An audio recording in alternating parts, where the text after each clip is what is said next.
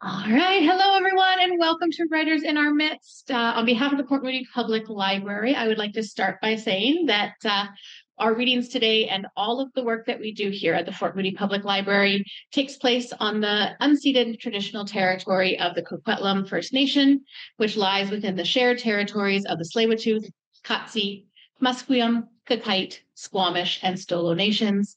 And I would like to personally thank the Coquitlam First Nation for continuing to live on and care for this land. I'm not going to talk for too long. I'm going to pass it right over to Erik to introduce your readers for tonight. Oh, I'm forced to sit.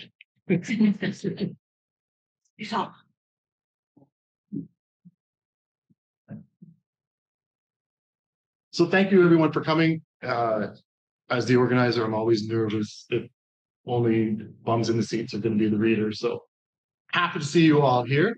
My name is Erik, and thank you again, Sadie, and to the Port Moody Public Library that's been our home for the last few years. Thank you for your continued support. Oh, I see one more person coming in. That's great. Yeah, thank you. I'm sure everyone struggled with the traffic or with the congestion and the parking today. So thank you for enduring for sure. I had you first, but now you're second or third. We had to pivot. So starting today is usually the person who ends for us. Gisela Woldenga has agreed to go first. She is an author and actress living in Coquitlam. She is the author of numerous short stories, children's stories, poems, and 6 recent, oh, that's old, not 6 anymore. I think it's up to 9 recent fiction novels. She started publishing children's stories and short stories in 1996. At the same time, she joined the writers group in Port Moody, BC. Hi, Gisela, you're up.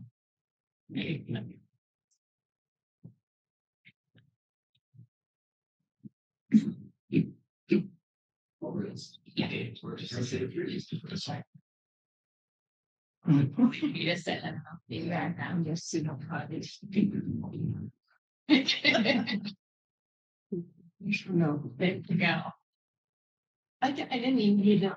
I believe that they don't. It's speaking louder when you're speaking. Hear me? Yeah.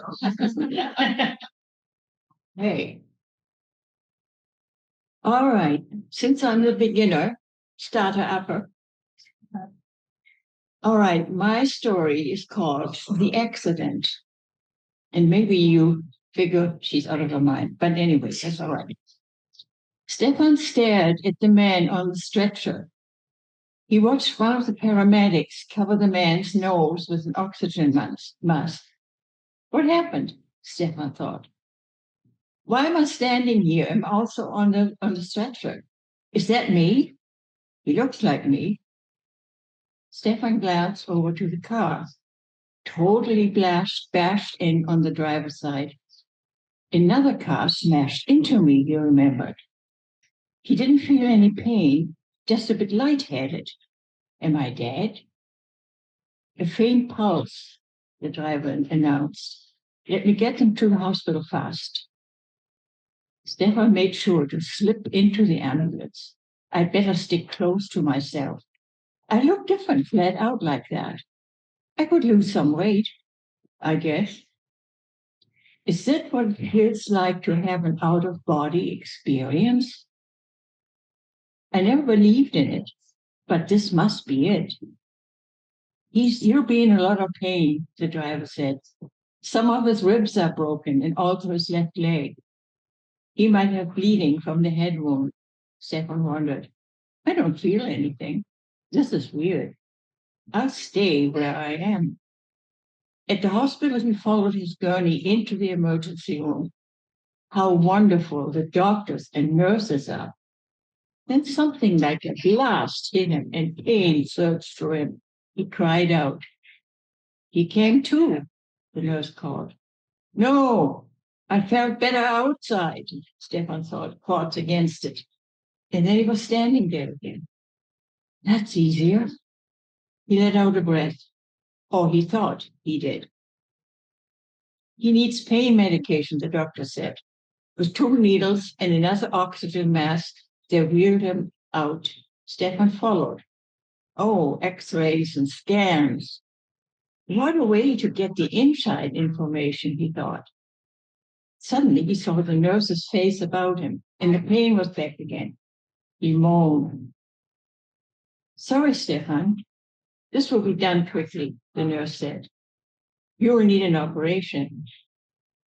I want out again, Stefan mumbled. It felt better. The nurse stopped and looked at him. It's a medication. It makes you see things and feel strange. I don't need medication for that, Stefan thought. All I want is slipping out again. It happened again in the operating room. He stood watching the doctors, but he had to turn away. Blood made him squeezy, even in this condition. He still couldn't help marvel at his no-pain state. The change came quickly. He opened his eyes and the nurse's face swam about him again. Welcome back, he said. Luck was with you. You will make it. Your leg was badly broken, but will need time to heal. And my ribs, Stefan reminded her. Can you get rid of the pain? Otherwise, I would like to slip out again. Slip out where? Like before, standing there looking at myself. I guess I have to explain that. He didn't know exactly how. The nurse frowned. I'll get medicine soon. He turned to go, but looked back once more and shook her head.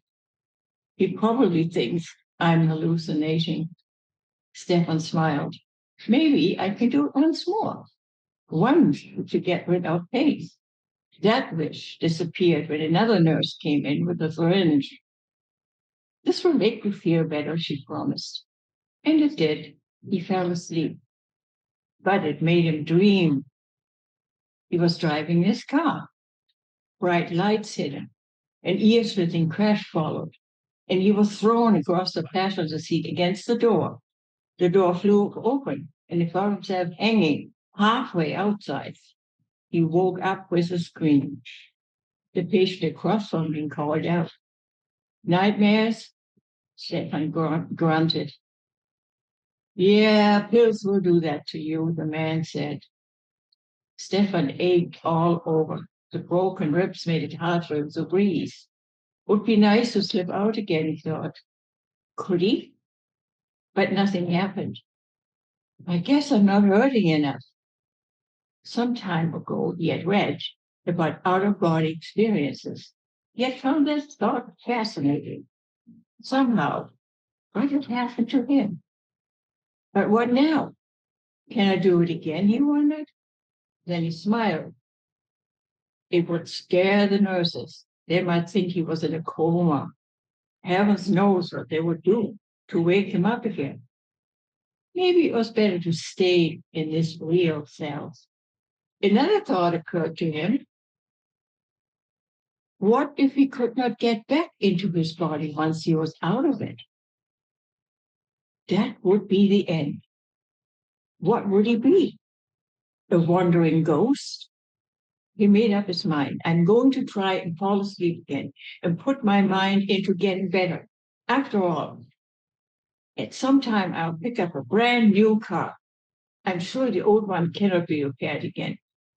He closed his eyes. If I tell my story to my friends, will anyone believe me?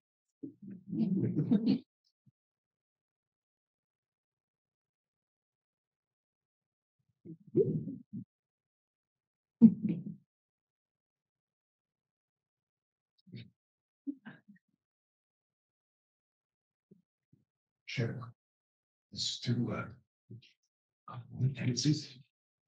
it should explain that we're doing something a little different today.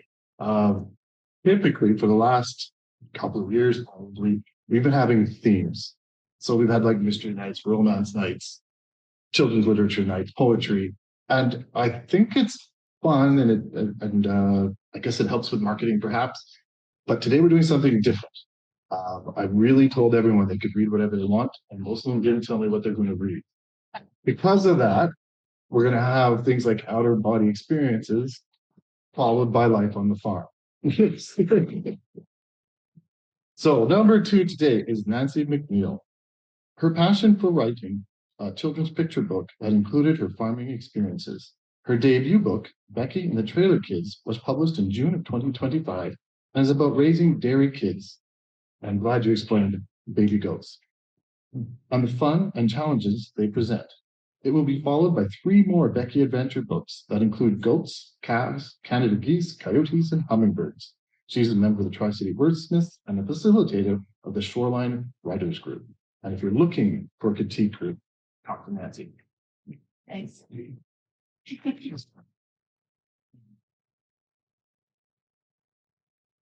Sure. Normally I would be speaking to kids. So today I brought some of my props. I thought I'd wear my hat.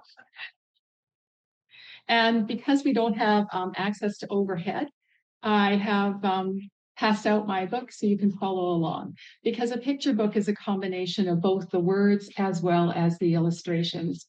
So I wanted to let you know that my book has won an award.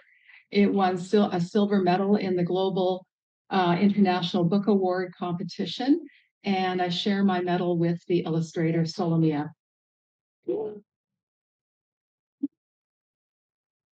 Okay, Becky and the Trailer Kids. And the first book is called Spring. So there'll be a spring, summer, fall, and winter book.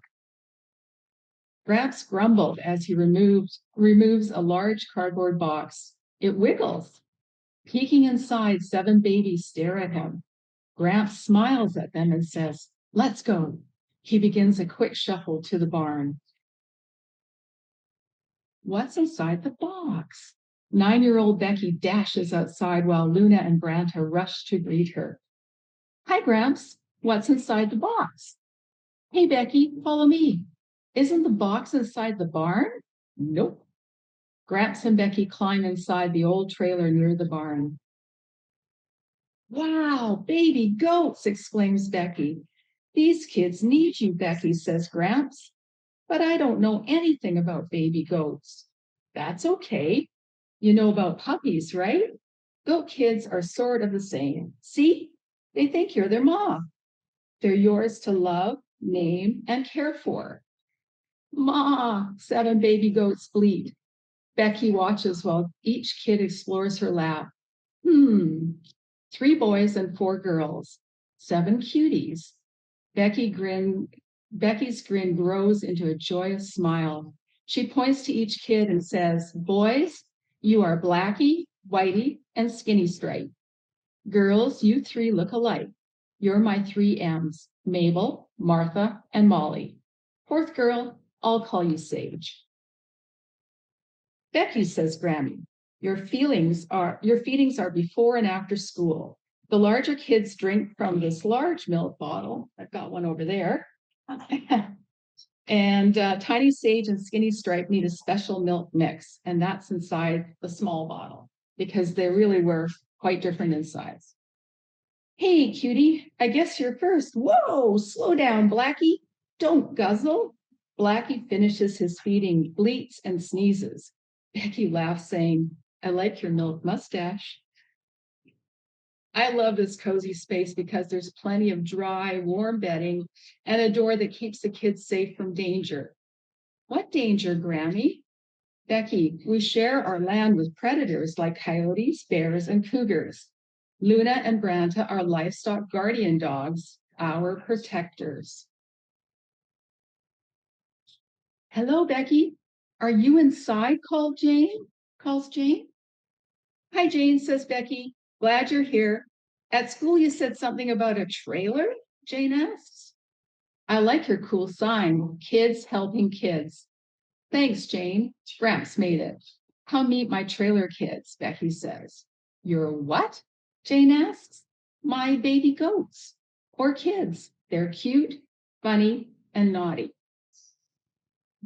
"Wow, you have 6 sweet kids. I love their baby noses and wagging tails." "There should be 7. One's missing." "Where's Blackie?" Becky asks.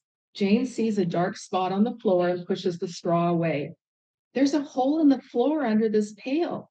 Maybe Blackie fell through and is outside."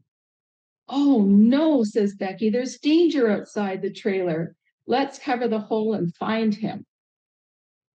Blackie's adventurous, but likes to hide when he's scared, says Becky. Blackie, Blackie, Blackie. The girls use sticks to swish the low shrubs as they walk toward thicker brush and forest. Blackie, Blackie, calls Becky and Jane. Then close by they hear, Ma, yip, yip, hello, yip, yip, yip. That sounds like a coyote or maybe two, says Becky. Yip, yip, halloo, yip, yip, yip, bark, bark, grr, grr. The coyote's talk changes from yips to barks, snarls, and growls. Don't move, Jane. I see Blackie. He's hiding behind that shrub. I see a coyote pup. Maybe that's why Mama and Papa Coyote are growling at us. Jane, back away slowly. Don't turn around and don't run, Becky warns. Luna and Granta race toward the coyotes. Stop, stay, Becky hisses.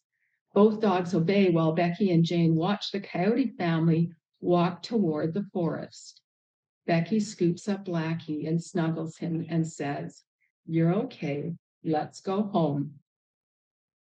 Inside the trailer, Becky and Jane move the straw bale while Skinny Stripe stares at the hole. How are we going to patch it? Jane asks. Becky and Jane create a plan. I'll be right back, says Becky. She returns to the barn to collect the patching stuff. Back inside the trailer, Jane says, let's fix it. Look at those tummies, Becky giggles. I can't wait to tell Grammy. I can't wait for my mom to meet your kids, says Jane. Thump, thump. Becky hears the truck door slam. They're back, she says, and sprints outside. Hey, Gramps, what happened? Becky asks. Cut my hand by accident, but it's all stitched up. I'm okay. Grammy, all the kids are getting bigger, including Skinny Stripe and Sage. Becky beams. Hi, everyone, greets Jane's mom as she joins the outdoor gathering. I came to see what the excitement is all about. Hey, Mom, come inside Becky's cool trailer and meet her kids. Becky and I can help you tomorrow after school. Right, Mom? It's moving day, Gramps says to Becky. Time to lead your kids into the barn. Grammy reminds Becky, twice a day the kids will need fresh water, some goat pellets, and a few flakes of hay. We're proud of you, Becky. The kids are growing. Did you see and feel their horn buds? Becky grins from ear to ear. Thank you, Gramps and Grammy. My trailer kids are now barn goats. They love their new home. Gramps opens a second door. With tails wagging, the goats hop, leap, and race to explore their new outdoor playground. The end. So with the book, there's also back matter for teachers if they want to use it. There's a glossary, and the words that are in orange appear at the back in the glossary. There's also fun farm facts about Becky's kids, and some Great Pyrenees dogs with jobs, and then a note to listeners, readers, parents, and educators about getting back to the author and leaving a message and letting her know if you enjoyed the story. So there are 3 more books. Right now, Becky and the Blue Ribbon Summer is in with the illustrator with the Solomia again, and hopefully will come out next March. And if you're interested, my web address is there, and you can join my email list, and I can send you some information about where the books are at. And there's also a free activity book for the kids to download that has puzzles, coloring pages, games, things to keep kids learning and busy. Thank you.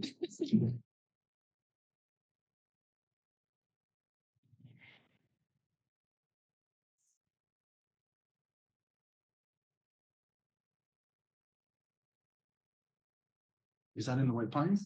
Yes, it's going to be in the.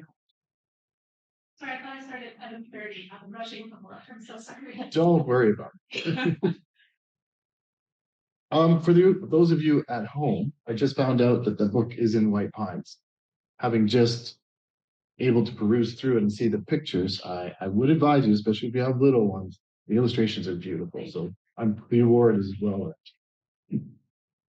earned. We are going to jump again to something completely different. So Krista Wallace is a fantasy writer, musician, audiobook narrator, podcaster, mom, gran, a lover of pie, dark chocolate, soup, and a fine single malt scotch.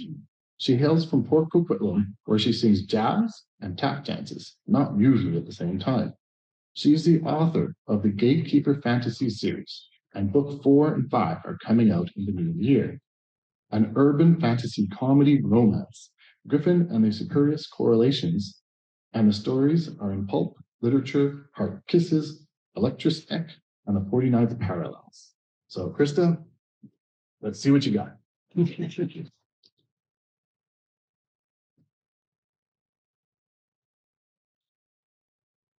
Thank you. Thank you very much. Oh, sitting is fine. Thank you for that lovely introduction, Erik. Sounded familiar. So, it's true that I am the author of the Gatekeeper Fantasy series. Books 4 and 5, which is the finale of the series at last, are coming out in the new year sometime. Oh my God. So I'm going to read to you today from Emergence, a Gatekeeper prequel, which I didn't write until after I had finished book 4, because I didn't know the characters well enough. But it is actually the story of my main character, Kier, as she's growing up in the small village, but not quite from birth. We still don't know who she is or where she came from. I'm not going to start quite at the beginning of the story. I'm going to start when she is 8 years old. One day, when she was 8, Kier went to the market with Gareth. She had been many times before, but she usually went with Della, who liked to stop and listen to the crier to find out the news from outside their little valley. This market trip was interesting because Gareth visited different vendors than Della. He picked up vegetables and meats, but also went to booths selling farming supplies and to the cleric to ask about communing with their crops, to address some issues with growth. While her father talked to Dorset, Kier bobbed her head to the piper's music. Her eye wandered among the booths and the shoppers. In the back corner of the market, she spied a vendor table she hadn't seen before. She crept toward it, excitement playing a tune on her spine as the items came into focus. Axes, hatchets, sickles, hammers, and boxes of nails, as well as candlesticks, various sizes of hooks, and many other household bits and pieces took up one section of the table. Those things did not interest Kier. It was the other display that made her heart dance. At least a dozen knives and swords with blades of varying lengths, widths, and thicknesses. She approached the table, and her eye locked onto a particular sword with a blade about as long as her arm and shaped rather like a corn leaf. Her hand reached out of its own volition toward the leather grip. "You're the Halidin's girl, aren't you?" Kier snapped her hand back. So intent she had been on the weapon that she hadn't noticed the woman behind the table. A flat cap on her head, she held an open book and blew across the surface of a clay mug. Kier nodded. "Like swords, do you?" She sipped from her mug. She was small, more like one of the older girls at school than like Della. She sat on a wooden chair, her booted feet resting on a crate. With her head cocked, she watched Kier. Kier shrugged, then nodded, because she knew then that she did like swords. "You had the right idea. The best way to find the sword that's right for you is to hold it." Kier's face opened into a broad smile. The woman gestured with her book. Kier let out a little laugh and reached for the hilt again. She held it up in front of her. It wasn't as heavy as she expected, but when she held it horizontally, she couldn't keep it there for more than a short time. The woman had put her book and mug down and leaned both elbows on the table, chin on her clasped hands. "You got good form for such a young one." Kier beamed. No one but her parents had ever paid her a compliment before. "It's a bit big." She put it back down on the table, but took a long time to remove her hand. "I come back in a few years." Disappointment a yoke across her shoulders, she nodded. Of course she was too young and too small to own a sword. Her fingers glided down the flat of the blade as if it were a silken fabric, the cool metal smooth and unblemished. Did you make them? She asked. Aye, every one. A hand patted Kier's back. Without looking, she knew it was Gareth. What have you found, Button? Good day, Max. The blacksmith touched her cap. I want a sword. Your young'un has a good eye. If you save your celts, you can buy one someday. How much do swords go for these days? The blacksmith lifted the sword Kier had admired and gave it some twists and turns. She handled it as if she knew how to use it. I value a sword like this at 10 nobles. 10 nobles? Kier took a step backwards. How could she ever raise such a sum? Deller gave her only 5 celts a week. It would take years. But no matter how long it took, she would do it. There were no two ways about it. I'm going to skip a little bit. She had worked so hard for so long. At last, under an early lynx moon, the day came. Kier gripped Gareth's hand, tugging him along as they maneuvered between the market patrons. She was in such haste to reach her destination, she ignored all obstacles in her path, as well as the fact that her father was significantly taller than her 12-year-old self and couldn't nip underneath signs or crates upon villagers' shoulders. Amid the cries of vendors vying for attention, the lively music and boisterous performances of dancers and magicians, Gareth hollered at her to slow down. My arm's about to disconnect from my shoulder. Oh, stop, it will not. The coins she'd earned through extra chores on the farm weighed her down as if she carried a bucket of slops in each hand.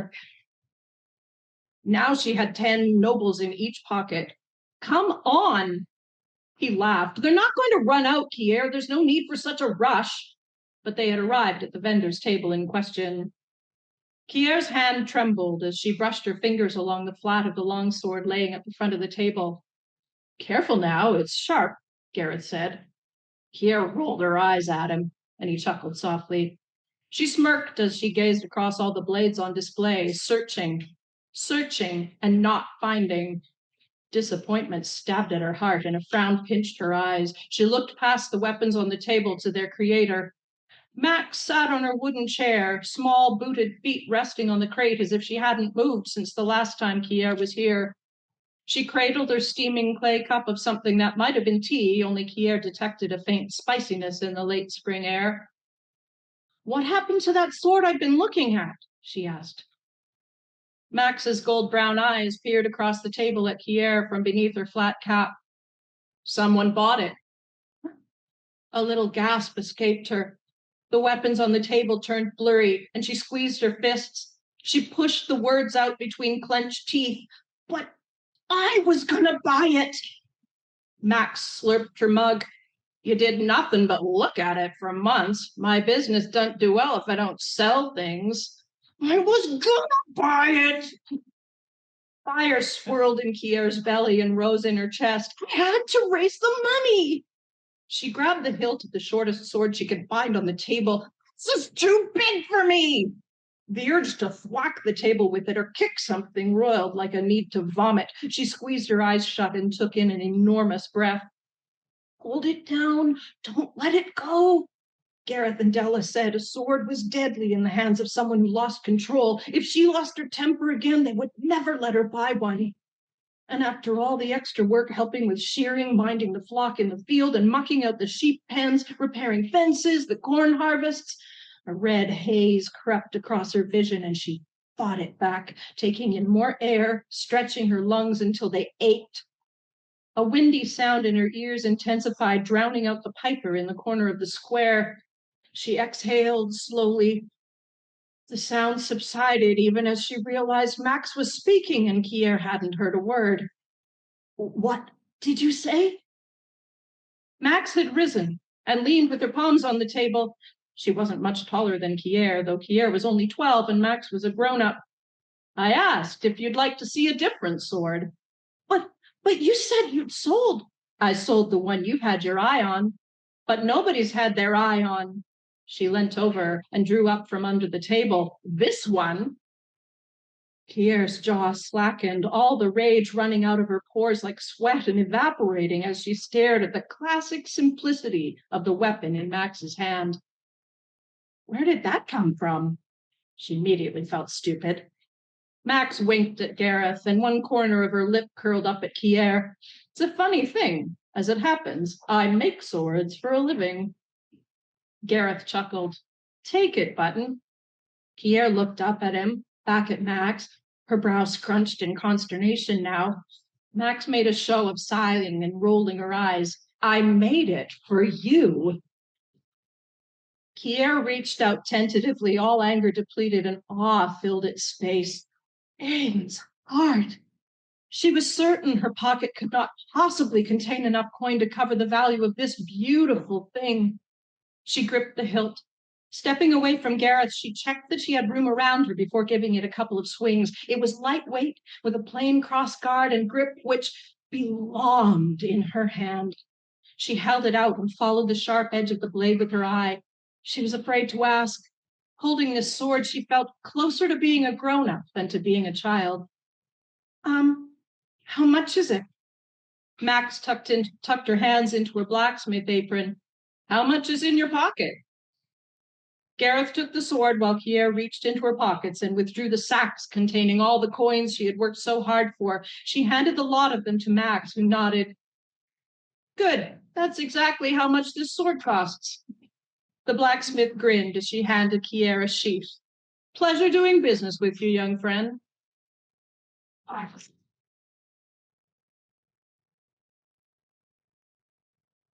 So the ebook and the audiobook are free online, but this I have to cover costs, so it's $5. But thank you.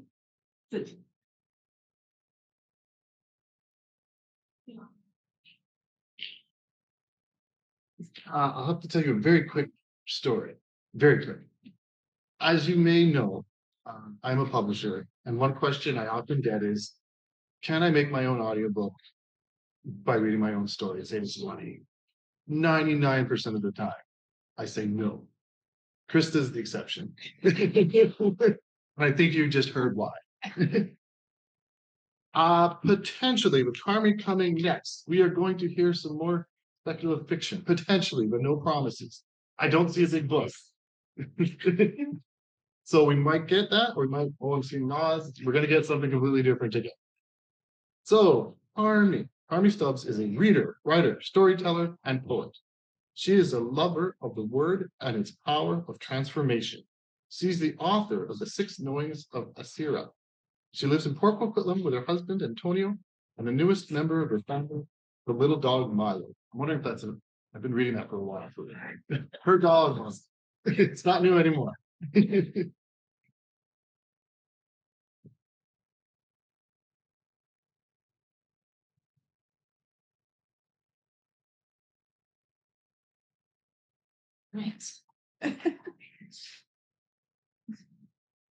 Right. So, does that sound okay? No. It doesn't. Louder. Yeah. How about that? Okay. Yeah, so I'm not going to read from my book, The Six Knowings of Asira, which is a metaphysical fantasy. But in the book, there is a lot of poetry, even though there's a story that's being told. The poetry is basically the elemental voices that are guiding a young woman on her spiritual journey. So poetry has always been my passion, so I thought today I'd read some poetry. So I've had a blog for many years, and the blog is called The Word Made Alchemia. It started off being called Follow the Heart, which gives a little bit of a clue of where these sort of poems come from.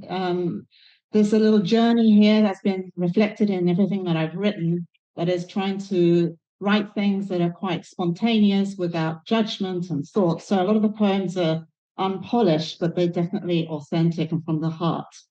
So I'm going to read 4 poems that are on the blog, and there are also 3 of them are also audio poems where I just read the poem, make a little video, and I have a little YouTube channel where you can hear them and see the video. So the first one is called Poppies of the Heart. I wrote this on Remembrance Day in 2018, and it's always very dear to me. It honors John McCrae and his poem In Flanders Fields, and is dedicated to those that were in my life and now are not. It also points to how we move through forgetting and remembering. Here you are again, poppies of the heart, reminding me of those I forgot, of those that left. Just realized I need glasses. So I'm going to start again. So it's a bit blurry. Here you are again, poppies of the heart, reminding me of those I forgot, of those that left. Your bright red jolliness, your joie de vivre, strong and immortal, your stem arises, joyfully lives. No help do you need to bloom and grow. Dear John noticed you blowing between the crosses, for you would not be budged. No sorrow was too deep, no pain too piercing. You stayed so we could remember the beauty of life, a life that moves and blows with the wind of destiny, a destiny of memories too, that cannot do else but be forgotten. For we cannot remember all the time. But then your redness grows and blooms, and I can remember. Yes, I do. And I'm so grateful to remember those I forgot and those that left, those that are now my beloved poppies of the heart.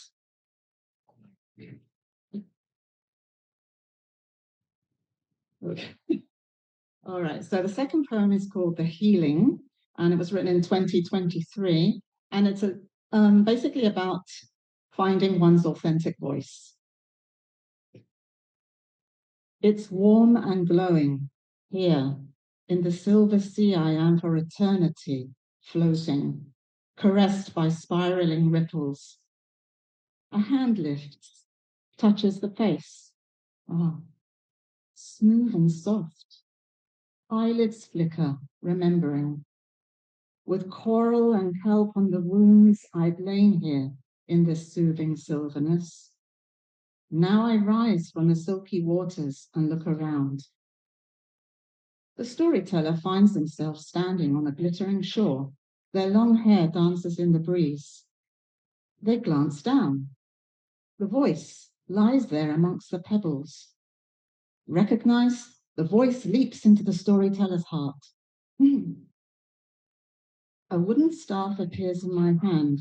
I take a step. The voice in the heart sings, keep going, my love, keep going. Healed, the storyteller walks the world.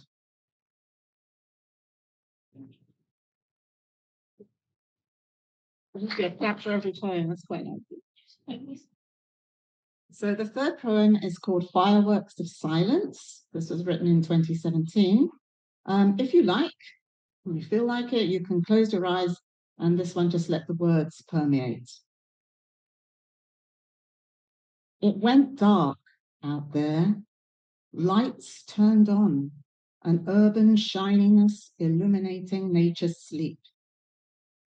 Heartbeats warm inside. The center stirs, a corporeal glow radiating life's closeness. The eyes close, darkness.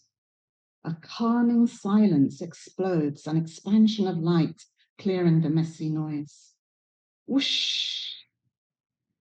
Fireworks of sparkling silence. It was dark in there, and then the light burst into silence. Shooting stars of pure stillness open the heart, calm the mind, sing the moment. Sleepy now, the silence swirls and glitters. It leads me into the dream world. Excited and resigned, I fall into the light, the explosion of life, eternally alive.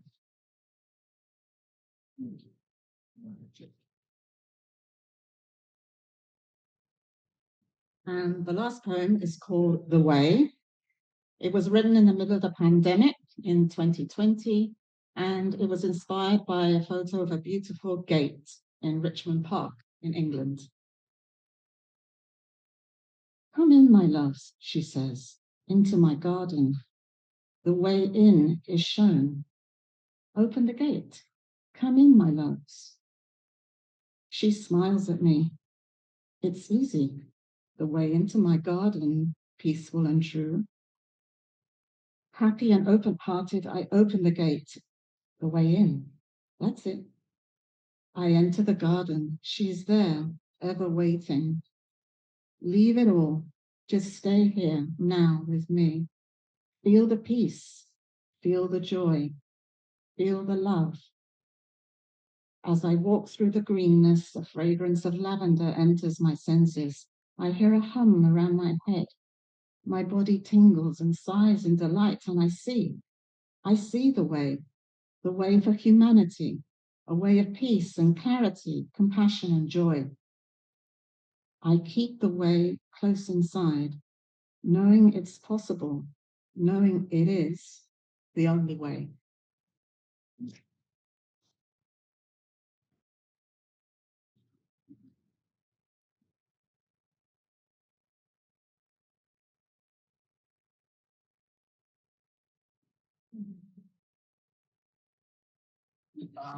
I also realized that most of the writers said they didn't care when they're reading. At this point, they're probably sitting on their chairs wondering the dentist office, getting their nerves ready. So for their sake, Wendy, you'll be next. Nargis, Kirsten, and Willie.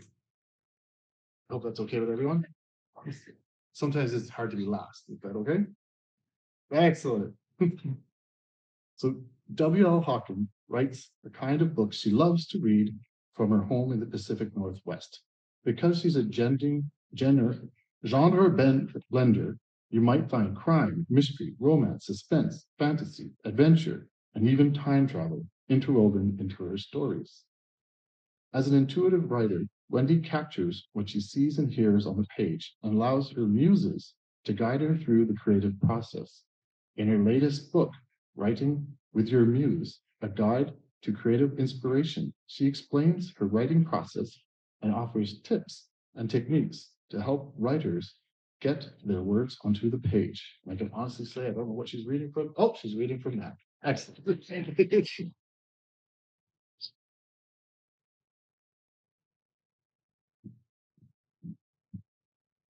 I'm going to stand up because I'm feeling like I was half asleep there. So, is my what? Head cut off. Oh my God. I didn't know that was there. Okay.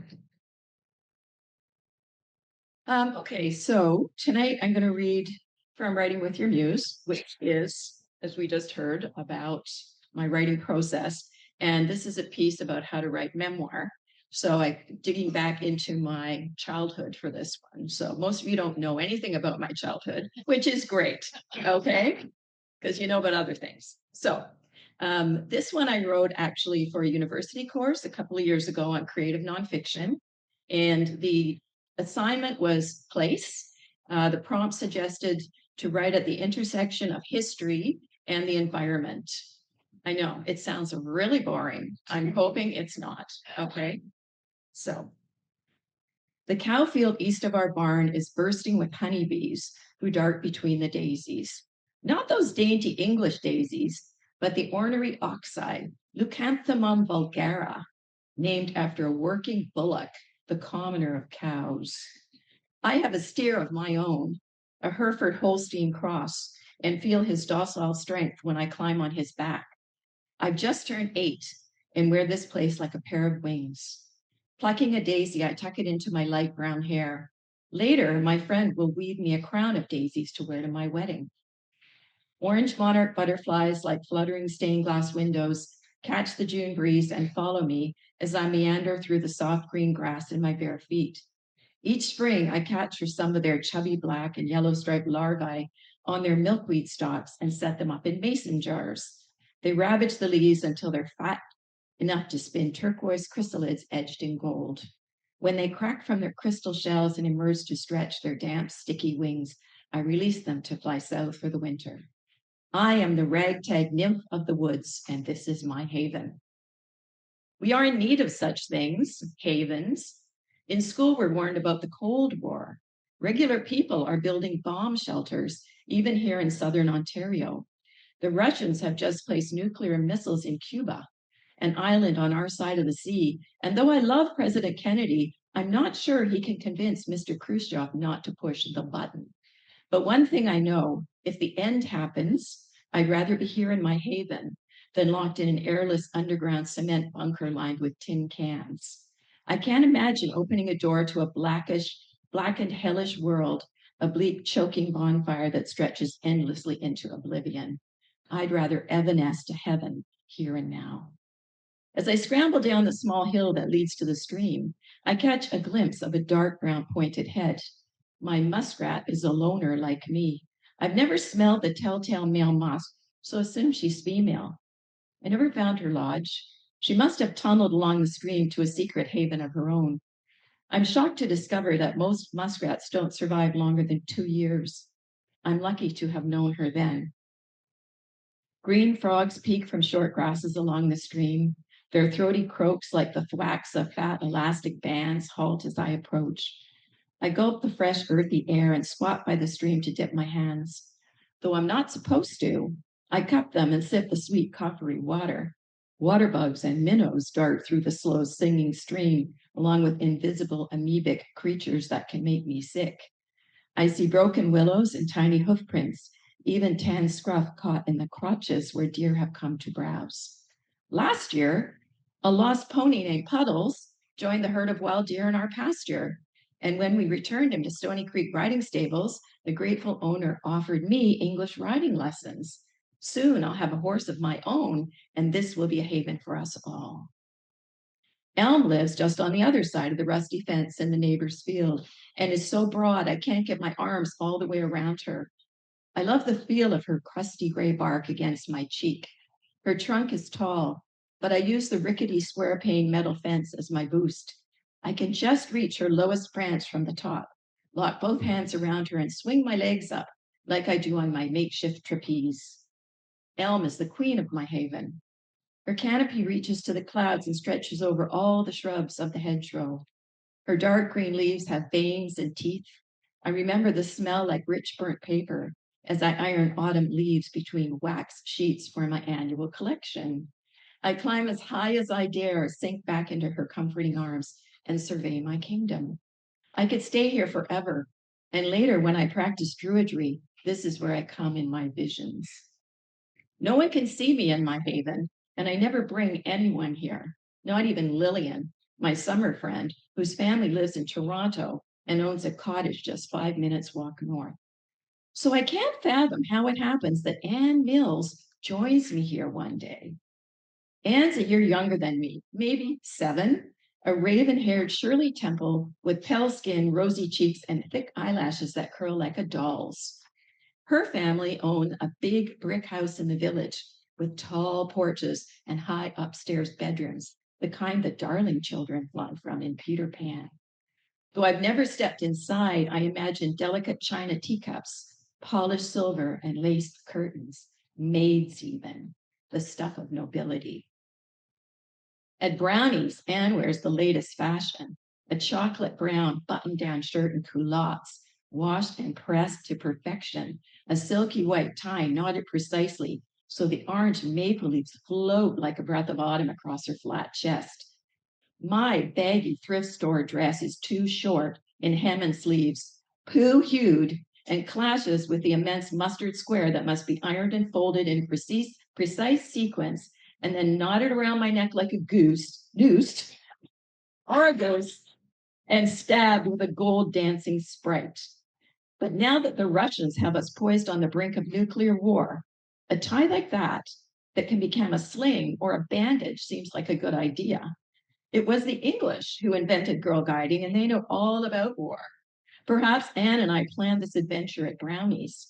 I am the sixer of the fairies, 2 orange stripes and a succession of merit badges parade down the sleeves of my poo-hued dress. Anne's family is English. My father wants to be English, but you can't be English just because your stepmother was a war bride and a string of your car ancestors farmed the Yorkshire fen, Celts bred with Vikings, and not English at all except on a map. English, my uncle says at my dad's funeral. Our father was as Irish as Paddy's pig. A car, I discover, is a marsh overgrown with brush, derived from the Old Norse kjar. It is this car I claim at the back of our farm, and it is in this car my elm lives. As adventurous as any decent brownie, Anne climbs elm that day along with me until she gets scared. No amount of cajoling can make her budge. I wonder how she manages to live in her Peter Pan bedroom if she's afraid of heights. Finally, I trudge back through the fields to our rural bungalow. There's a car in the driveway. Mrs. Mills stands straight and statuesque, wearing a scowl. Like a good brownie mother, she marches down the meadow in Oxfords and stockings, and after a few harsh words, Anne manages to climb out of Elm's protective arms. She was never allowed to play with me again, not that car kid. I left Pickering in the early 1970s before a fungal plague called Dutch elm disease wiped out most of the elm trees in Ontario. My parents left not long after, empty nesters, seduced by the offer of more money than they'd ever seen in their lives. I don't know if elm succumbed to the scourge or the developer's saw.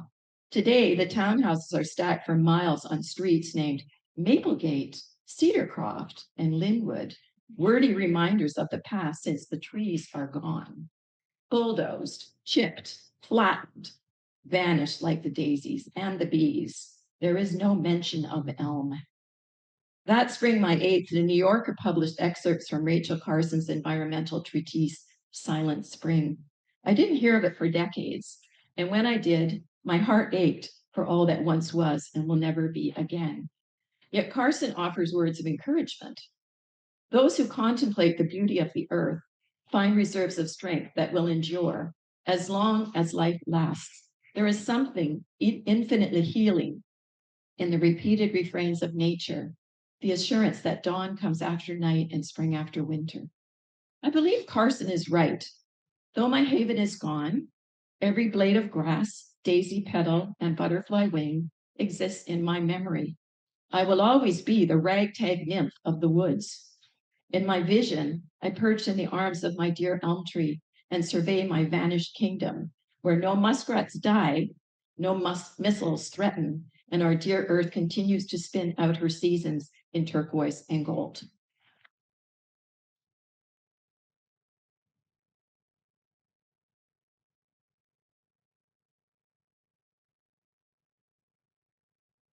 You need it lowered again. Yeah, I have the same. First and far Your head back. up. Um, as opposed to trying to promote a bunch of things all at the end of today's show, I'm going to say a few upcoming events in between the writer. Nargis, who's going to be our next writer, mentions in her bio that she either was or continues to be a member of the Port Moody Writers Group. I believe registration is still on right now. The Port Moody Writers Group is about to start next week. I believe that's right. 20th, so 2 weeks. So there's plenty of time. If any of you are interested in a writers group where I met Nargis and then many of you here, in the Port Moody Recreational Guide, you'll be able to find it there. I don't know. I know Deborah just left, but they must be getting some new writers. Joyce, I think, is returning. Deborah returning. So Deborah Vale. So, sorry. Oh, and a new one. Oh, excellent. They asked me to do it. I dodged it.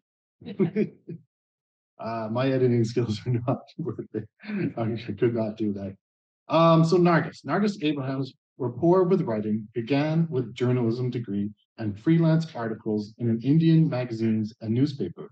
She taught journalistic features writing at Osmania University in India and professional writing skills at BCIT in Burnaby, BC. Along the way, she acquired a PhD and 2 master's degrees, which gave her a lot of practice in writing. Since 2015, she has registered in the Port Moody Writers Group, where she has read several of her short stories and chapters from her novel Mummy at My Doorstep, published in 2025. Congratulations. She has moved from India to Canada and in 1991 lives currently in Coquitlam.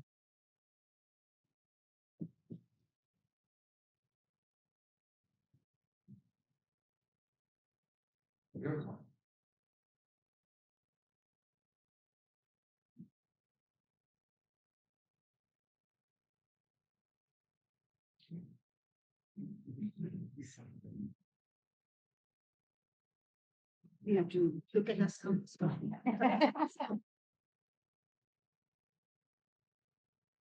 Okay, so hi everybody. I'm a little overwhelmed actually being here with all these accomplished authors because I've just published my very first book and I thought maybe I should read a little bit from it. So the book is about, it's actually about a missionary woman in India in the late 19th century. And she ends up with this baby at her doorstep, literally. The book is titled Money at My Doorstep. And then how she brings her up, and there's a lot of prejudice, and there's also a birth family vendetta against the child. They want to get rid of her. Anyway, that's the story. So I just thought I'd read a little bit from the beginning and then a little bit to demonstrate a little bit of the racism that they had to encounter. So chapter 1. Clara Ferguson, so that's the lady, the person who's the main protagonist. Clara Ferguson woke with a start to the sound of rapid thuds. At first, the banging seemed to come from a distance. Were shots being fired? Was some poor native being chased by British soldiers? As her eardrums caught the sounds, she forced her eyes open. Moonlight streamed in through the open window, framed by muslin curtains, standing still on this hot summer night. Thud, thud, thud. Now the sound flowed in from the living room. Was someone throwing stones at her house? Was there an animal on the prowl? Then another sound mingled with the thuds, a baby's cry. Clara sat up on her bed. My heavens, what could that be? She threw her dressing gown on her slim, sturdy body and hurried barefoot through the darkness to the front door. No time to light up the kerosene lamp. It's very poignant. Thank you for the kerosene lamp. The incessant banging coupled with a baby's wails filled her head, obstructing any fear of the unknown. She drew down the bolt and the door flew open, almost toppling her. Save my baby, take my child, save her, save her. A disheveled woman stood on the porch holding a bundle of rags that she thrust forward. By the light of the moon, Clara saw wild desperation in the woman's eyes. Who are you? What's happening? Save my baby, please take her, Mem Sahib. Please keep her. They're coming to kill me. Clara's eyes adjusted to the dim light of night, and she realized that the face looked familiar. This was the young woman who sat in the far corner of the church on Sundays, head covered with her dupatta, boyish husband by her side. They had started coming to the services just last month. Last week, there had been a quiet bundle on her lap. Was that bundle this baby, a newborn, possibly only a couple of weeks old? Who's coming to kill you? Why? Mem Sahib, save my baby. The Pandit's men are chasing me. They set fire to our house and dragged away my husband. Now they're after me. But why? No time to explain. They'll be here any second. Come inside then. No, Mem Sahib, they'll kill you too. Please take my baby. As Clara hesitated, she heard running feet in the distance. The woman looked frantically towards the street, put the wailing bundle down at Clara's feet, and ran back to the gate. Raw fear overcame Clara, galvanizing her into action. She picked up the bundle, stepped back into the house, and bolted the door. Through the solid wood, she heard scuffling sounds at the gate. The baby's wails were drowned out by its mother's desperate screams. Then the sounds dwindled into the distance. Hush, Weeburn, hush. Clara cradled the child in her arms, a position unfamiliar to her spinsterhood. Walking back to her bedroom, she rocked instinctively for several minutes before the baby quietened, exhaustion lightly overcoming hunger. Clara gently lowered the infant down on her bed and lay down beside the bundle. Her head swam. What had just happened? Was she having a nightmare? The baby stirred and she patted it gently, willing it to sleep. This was a real baby. What would she, a single woman missionary, do with the baby? So that's the start. And then we jump forward a few years. And now at this point, the child is 5 years old. And Clara is taking her home to Scotland on furlough. And she was actually advised to take the baby away because of the threat on the baby's life. Anyway, here they are on the ship.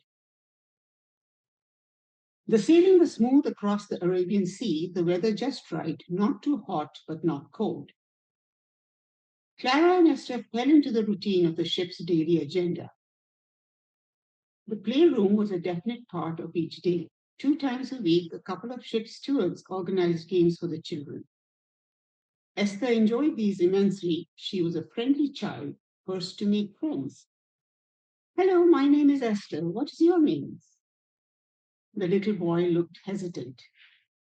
Though they had shared the dining table for a few days already, the children hadn't had a chance to talk to each other, guarded as they were by their respective adults. He looked around for his mother, who nodded at him. Nicholas. Hello, Nicholas. I'm pleased to meet you. Clara had taught Esther her manners well. Race you to the jungle gym. The little girl ran off, and the boy was stirred to run behind her. Your girl's rather friendly, I would say. Nicholas's mother was standing next to Clara. Is she a ward? Some Maharaja's child? Clara frowned inwardly at the allusion that she was a governess. Of course, Esther looked quite different from herself. Surely the woman could be more discreet. We don't even know each other's names yet. Esther is my child. Clara deliberately kept the information brief to see how the woman would react. We should introduce ourselves. I'm Clara Ferguson. She held out her hand. Oh. The woman's eyebrows went up in uneven arches. I'm Betty McAllister. My husband is with the battalion in Bombay. Your husband must be one of the local Indian officers. The woman's curiosity dripped with condescension. I'm a missionary, a spinster missionary. Clara waited for the inevitable surprise to spread on the woman's face. Let her enjoy a moment of condemning me for having a child out of wedlock. The woman was certainly tongue-tied. Esther is my adopted child. What would Betty McAllister make of that? Oh. Betty gave Clara a glance mixed with curiosity and disbelief, then looked away. Come on, Nicholas, it's time for your nap. She turned very briefly to Clara. See you at dinner, I suppose. Clara had come across such a response before from visitors to the Punjab mission. Those were usually less obvious, though, because such visitors were often fellow missionaries who were likely briefed by their hosts about Clara and Esther. It always stung a little to be thought of as an oddity at best, or someone below the beholder's social status, tainted by close association with the native child. She had learned to not let it bother her too much. At dinner that evening, Clara found 2 empty seats next to her.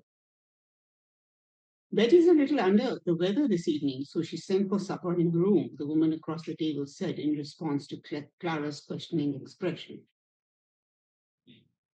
Alice Wood had introduced herself on the second morning at sea. Clara smiled back and asked after Alice's day. Let's meet for a cup of tea tomorrow. We can sit on one of the tables beside the playroom and safely watch the children. The next morning, Clara noticed Nicholas and Betty McAllister seated at another table. Oh, well, Clara thought, more room for the rest of us.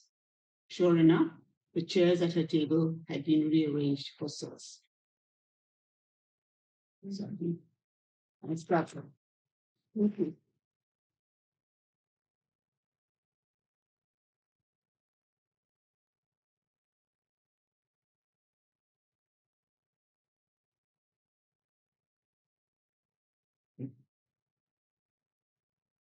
Thank you so much, Nargis. I'm going to give you, I don't know, advice is not the right word, but you're leading me into my second promotion. I hope you've submitted your book for the White Pines collection. And I hope everyone here has done the same too. The White Pines collection is Port Moody Library's support of the community authors. It's fantastic. They give us a nice spot at the library where people can see it, so visibility is important. It's out in the open, and they also celebrate all the new authors for this year. So if you're watching this online, it may be too late, but if you're here in a couple of weeks, September 24th, they will be celebrating this year's inductions to the White Pine collection. I'm always happy to introduce a writer that I don't already know. So Kirsten Hogan has had several pieces of poetry and prose published in literary journals, Touchstone and Howl, in her original hometown of Wisconsin, winning a few awards. In 2021, she started writing a blog for her friends and families, chronicling her cancer journey, and in 2022, she transformed that blog, The C Word, into an award-winning Fringe Festival show from the same name.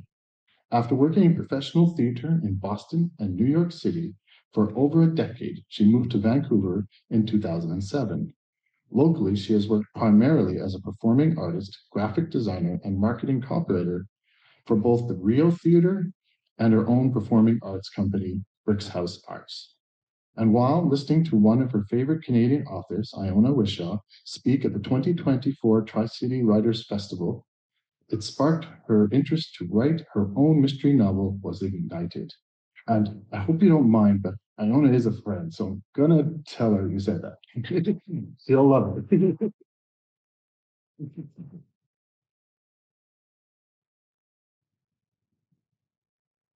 Okay. Need the glasses too. Okay, this is my first murder mystery novel. It's called Death Illuminates the Darkness. And this is an excerpt from chapter 13. I asked my husband, who's been sort of my editorial assistant, which section I should read. And he said this section he thought it would be the most fun. It's a scene that kind of takes place prior to the big confrontation scene in the next chapter. So this show takes, the show must go on. The novel takes place in a Catholic liberal arts college in Minnesota in 1987.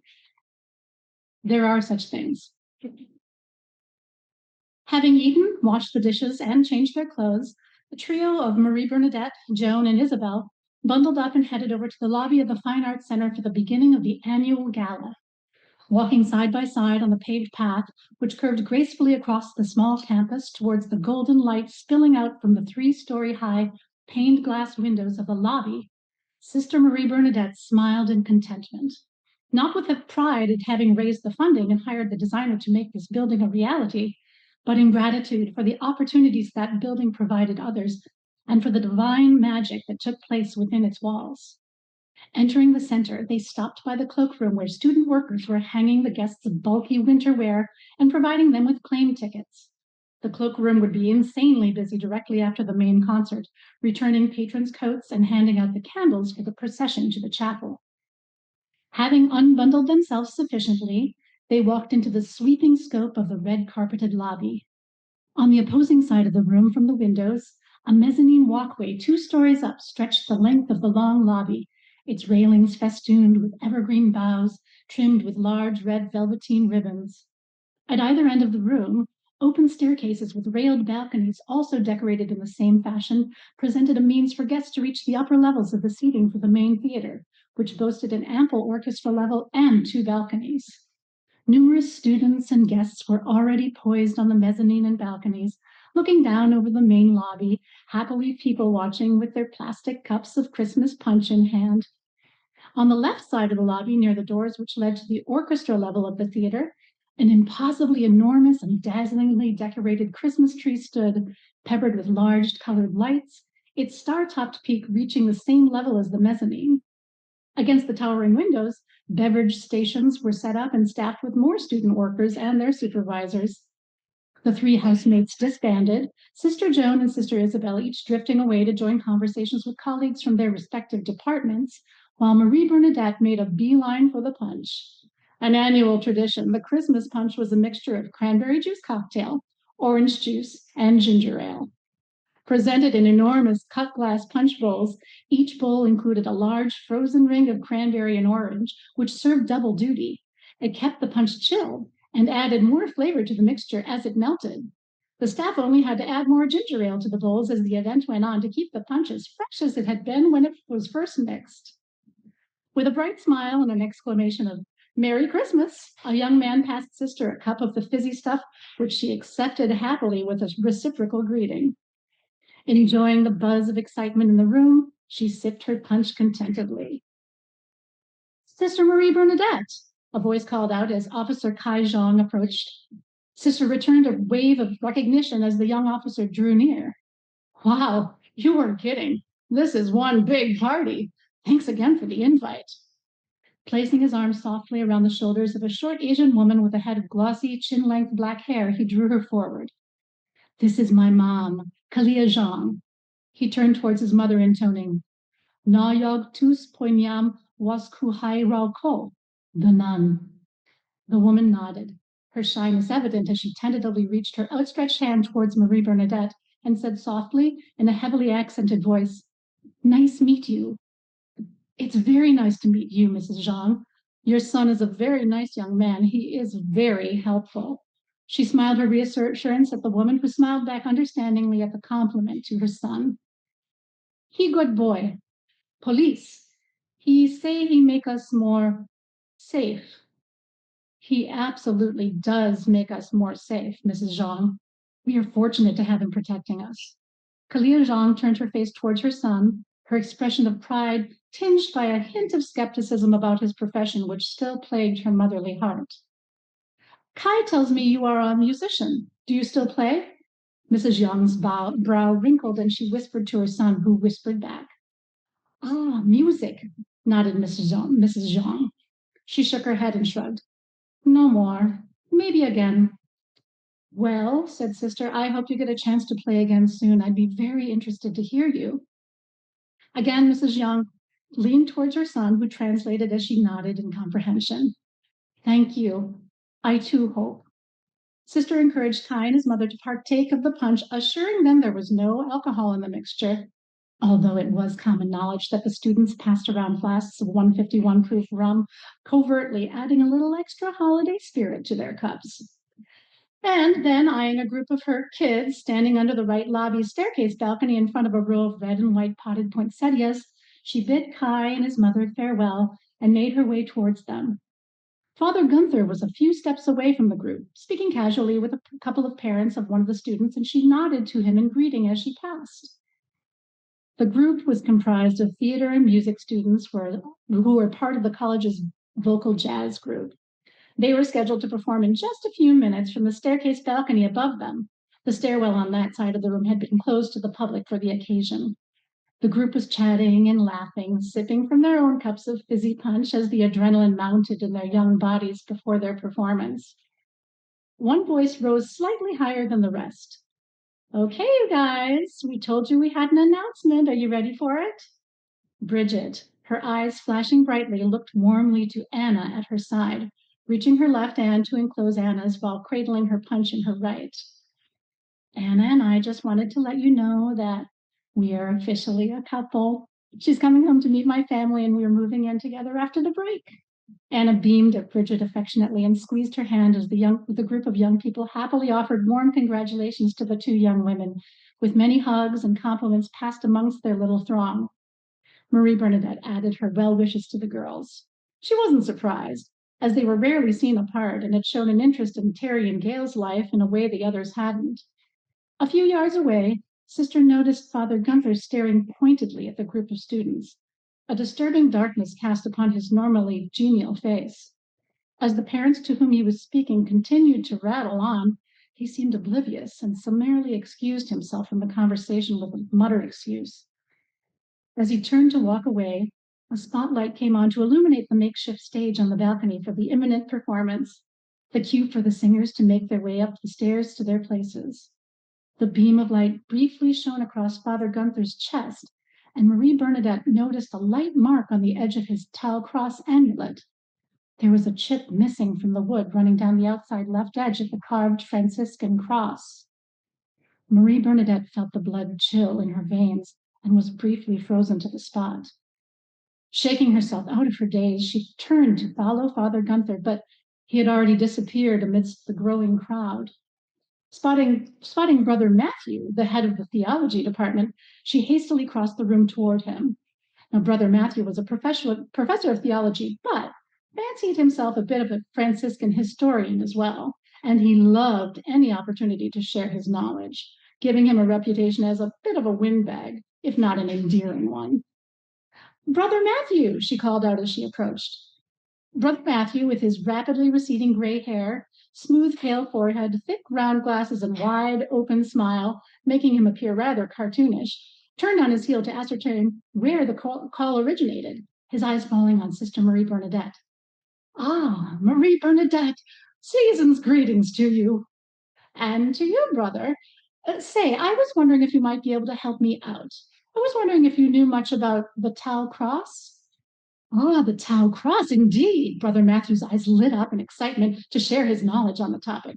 "Of course, you know it's based on the Greek letter Tau, which is also the last letter of the Hebrew alphabet, but the shape also signifies the shape of a body with open arms wearing a Franciscan robe, symbolizing, as it did for St. Francis, that the salvation of all mankind lay in trying our best to emulate the ways of Christ. In fact, in later years, St. Francis himself began to sign his name with the symbol rather than his name, and—" Yes, interrupted the sister impatiently, still scanning the crowd for signs of Father Gunther. "It's more about the version the monks and priests wear with their cassocks. Do you know if there's a particular type of wood that's generally used for those?" "Oh, of course, olive wood from the Holy Land. It symbolizes—" Cutting him off abruptly, Sister said, "Fascinating. Thank you so much, brother. I do apologize, but I do see someone that I have to speak to quite urgently. You will excuse me, of course." "Oh, of course. Not to worry," Brother Matthew said, a bit deflated. As Sister moved speedily away, he called out, "I'd love to continue our discussion. I'll look for you later." But Marie Bernadette had already threaded her way through the tapestry of revelers in search of Joan as the vocal jazz group began the opening strains of their jazzy medley of popular holiday songs. "You better watch out, you better not cry, you better not pout, I'm telling you why. Santa Claus is coming to town." As the crowd settled down, quieting themselves and directing their attention to the young singers, Marie Bernadette saw Sister Joan standing against the wall near the cloakroom, sipping her punch happily. "Joan," called Marie Bernadette sharply, "thank goodness I found you. We need to talk now." "And a Merry Christmas to you, too," Joan replied sarcastically. "What gives?" she added in a hushed tone, aware of the looks of the other guests as they strained to hear the vocal group over the two women's raised voices. Beckoning her friend to the seclusion of the cloakroom, Marie Bernadette launched into her diatribe. "Joan, look, I think, and I hate thinking this, but I think Father Gunther is involved. The splinter? Olive wood. That's what they used to carve those Tau crosses. And Joan, his has a big splinter missing." Sister Joan looked stunned, her mind whirling. "But you said he wasn't at the theater, that he was over at the hospital administering last rites." "Well, that's what he told me, and I trusted him. I didn't think to question it. Who could we ask?" Sister Joan looked over Marie Bernadette's shoulder, scanning the room. "Maggie, I mean, Sister Margaret. She works in the hospice wing and is usually on the night shift, 11 to 7. I saw her here earlier. There she is." Sister Joan pointed excitedly at a cluster of women standing near one of the punch bowls. "Wait here." She was suddenly barreling towards them, leaving a stunned Marie Bernadette behind. A few moments later, Joan returned, shaking her head. No one died in hospice Tuesday night. In fact, there were no deaths anywhere in the hospital that day, and Maggie says she's certain Father Gunther never came by. She was manning the desk all evening. She looked around at the ocean of people moving as one towards the doors to the theater. "Shoot, looks like everyone's heading in. What about Father Gunther? Is he still here?" I don't think so. He's probably already over at the chapel preparing his blessing and for the surprise he and Brother Dominic have been planning. Sister Joan turned to her friend with eyes wide and a look of shock and fear that Marie Bernadette had never seen on her face in the many years she'd known her. So, what do we do? That's it.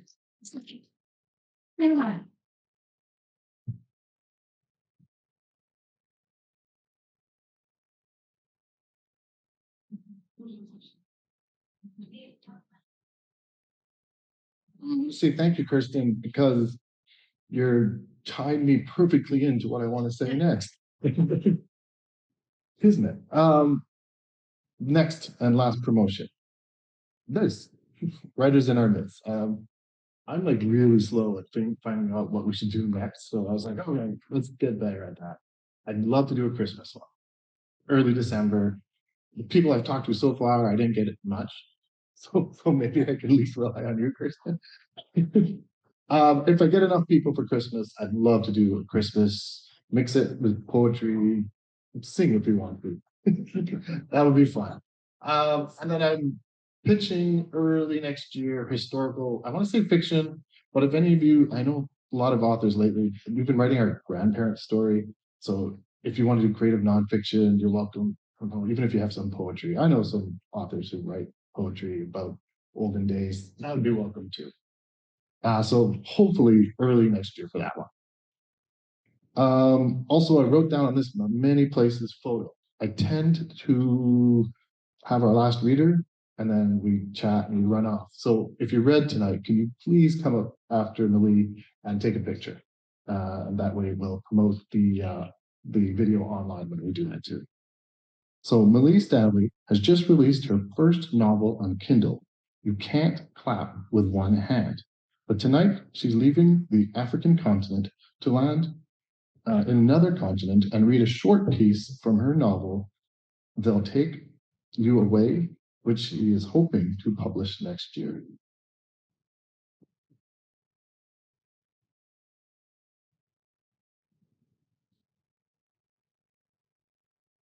My grandfather thought he went to the grave and took all his secrets with him. But I have my cousin's husband was obsessed with our family and he delved into everything he could. And he found out two things. Firstly, that my grandfather changed his surname. So this is why we couldn't find anything out about him. And secondly, he lied about where he was from. So I'm going to read a short piece of the opening chapter, which is creative nonfiction, and it's about my mother and grandfather's lives. Australia, 2018, Mavis. All my life I've been anxious. For years I swallowed tablets to calm myself. Often when I exploded, I took it out on poor old George. I was lucky I married him. He was an easygoing man, and I know I was hard on him. But I couldn't control the outbursts. Now I'm in my 90s. I hate reliving those dark years the way the therapists force me to, especially when the daughters ask questions. God, why can't they leave the past alone? I don't want to tell them anything, even though memories flood back. Like the other day, I glanced at pictures of the royal family in the Woman's Weekly, tossed on the lounge, read a few sentences, then wondered what to do. That's when I remembered what Dad said when I was a kid. Me and Stan, the younger brother, had walked home from school under the hot afternoon sun. I was sweating from Brisbane's sweltering heat because it was December, nearly the end of the school year. Dad, I called from the steps outside, then dumped my port. The headmaster wanted to see me in his office today. What did he want? Asked where Mum was. What did you tell him? My dad frowned and looked down at me. Said she's visiting relatives. Good. Don't tell that sticky beak anything. Just keep your mouth shut. I know, Dad. Time we moved. My father mumbled as if to himself. Not again, I thought. We always moved every time a teacher or a neighbour started asking too many questions. Dad made us shift to another Brisbane suburb. I didn't understand what he was up to back then. I was only a kid, but he scared the living daylights out of us because me and Stan, we never told anything. We still can't. When the daughters ask questions, I pretend I don't know, because Dad put the wind up us. I'll never tell.